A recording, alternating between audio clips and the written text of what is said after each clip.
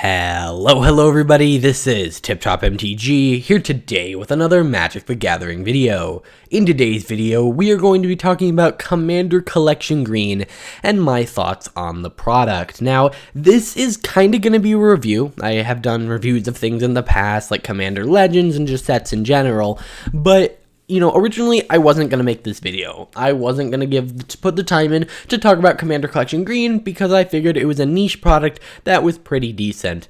And also another big difference is that normally my reviews are pretty much labeled as, whatever product it is, review. But you'll notice this product review is more negative. The title probably says something like Commander Collection Green is a massive disappointment.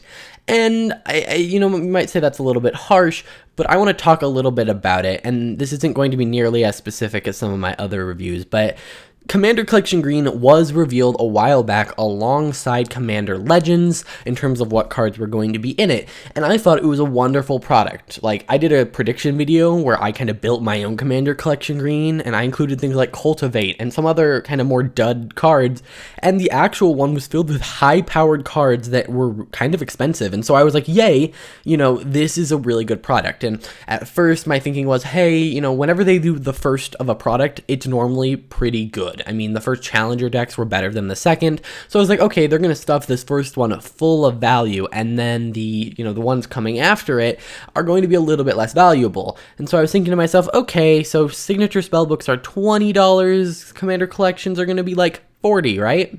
Well, no, Commander Collections are hundreds of dollars, and that's where they really start to fail for me. So let's kind of explain this a little bit more. So essentially, they revealed all this information and they left out one very crucial part, and that would be the price.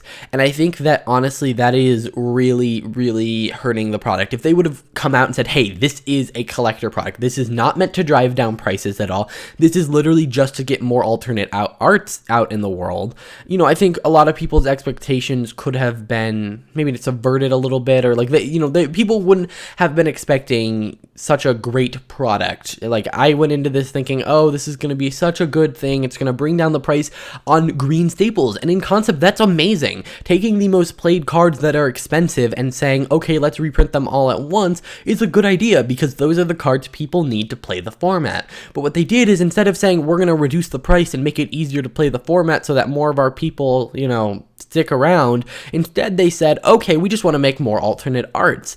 And I think that's so bad. Like, I hate that with a passion. I really wish that going into the future, they wouldn't look at things like, ooh, we need more alternate arts, because right now it seems like we're getting more products that care about alternate arts than we care about adding new cards or reducing the price of things. And I really think that's a bad step for Magic to take, and so that's why this video isn't necessarily about Commander Collection Green. I'm not going to talk about how much value you get from the box and is it worth it. Maybe it is, but I just generally think the concept of this product is just so fundamentally flawed, but it was so close to being good. Can you imagine if they would have just let it be a $40 box and said, you know what, we don't care about the prices of these, let's let them all tank so that more players play Commander. If more players play Commander, we make more money. So it feels very, very short-sighted on their part to say, oh, we would rather have,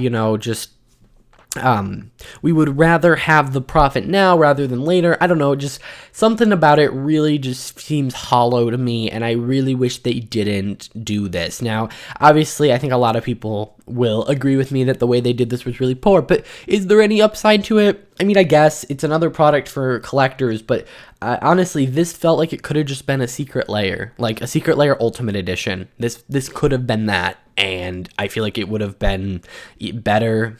People are thinking this is going to be a repeating product, which means next year we're going to get a bunch more alternate arts, and it's just something that I find very hard to get excited about. So going into the future, like next year, if they do Commander Collection Blue or whatever, I'm not going to be very excited about it, because the price of it, I just realized, oh, this is a whale product. It's not a product that is supposed to put things in the hands of players. This product would have been perfect to say, you know what, green decks, all green decks, maybe not all, a lot of green decks want all of these cards, so let's give you all of these cards at an affordable price to make the format more affordable.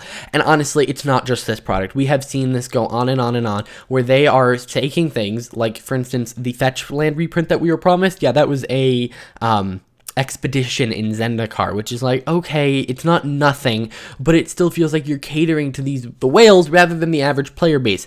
And the whales are not going to want to play the game if no one else is, because, you know, the thing, like, they're hurting the majority of the player base to cater to the few who are going to want to buy every little alternate art. And it's completely fine to do that. It is completely fine to buy alternate arts if that's your thing. I just think that Wizards pretty much practically designing for that is not a great idea. You know, Mythic Editions were fine in my opinion. You're giving a couple alternate arts, but, you know, it's not that big of a deal generally. But we go into this and it feels like every other day they're announcing some other alternate art product that's overly expensive, and they're like promising like, oh, we're reprinting things, but we're reprinting things in new art, which is, oh, gonna make them so much more appealing.